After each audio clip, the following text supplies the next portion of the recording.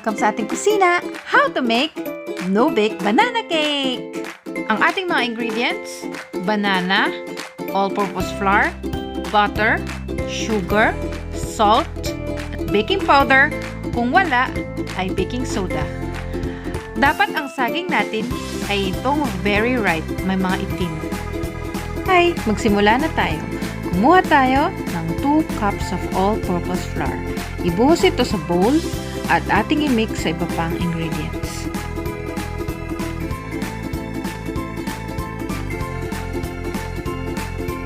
Ilagay ang 1 teaspoon na baking soda.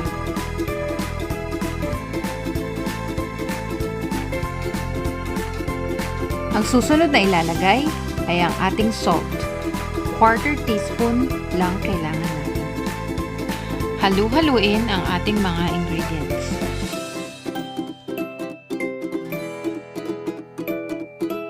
At tapos haluin, itabi muna natin ang ating mixture.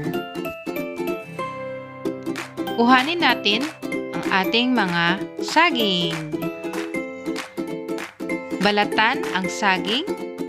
May kita na ang saging natin ay maraming mga dark spots. Ito ay indikasyon na ito ay overripe na.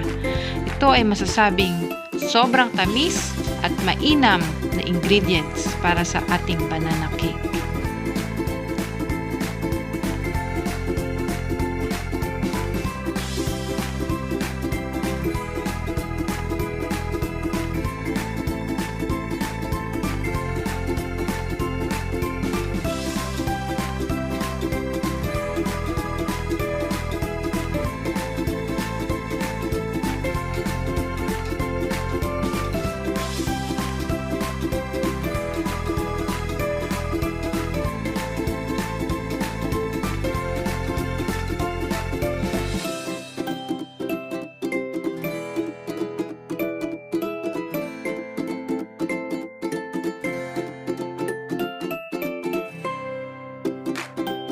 Durugin ang ating banana o saging gamit ang fork or tinidor.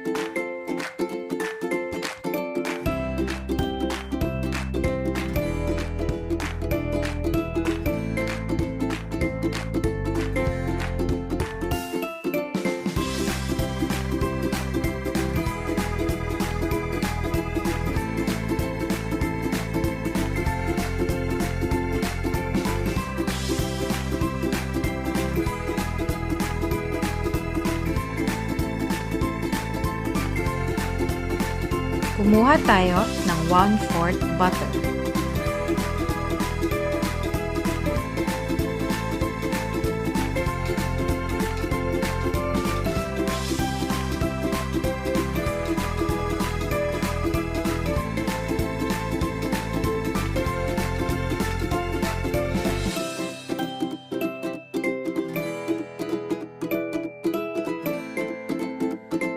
Ilagay ang ating 3/4 cup of white sugar or brown sugar. Ito ang mga measuring cups na aking ginamit.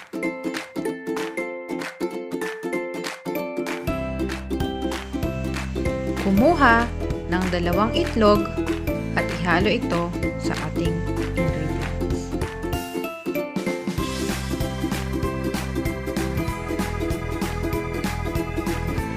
Halu-haluin ang ating mga ingredients hanggang ito ay maging isang buong mixture.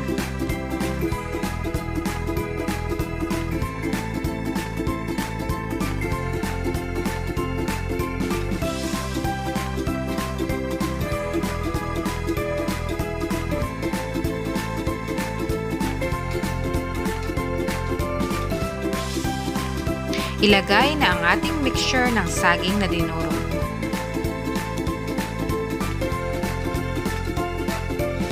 Haluin ang mixture hanggang maging well blended.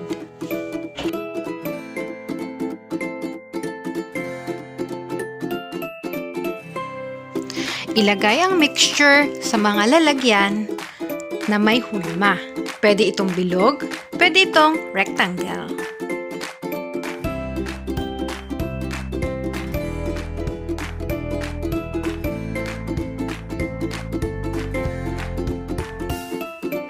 guys, tilipat ko ang lahat ng mixture sa bilog na lalagyan kasi mas kasya ito sa bilog na foil.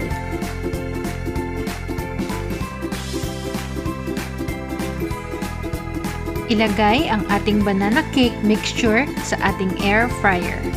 Ito ang ating no-bake banana cake.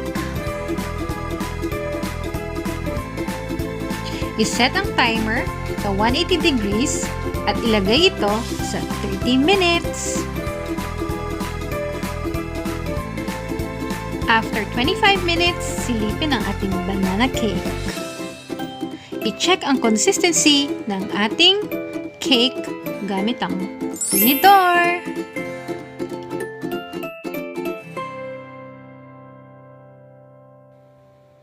After 30 minutes, ito na ang ating banana cake. Enjoy!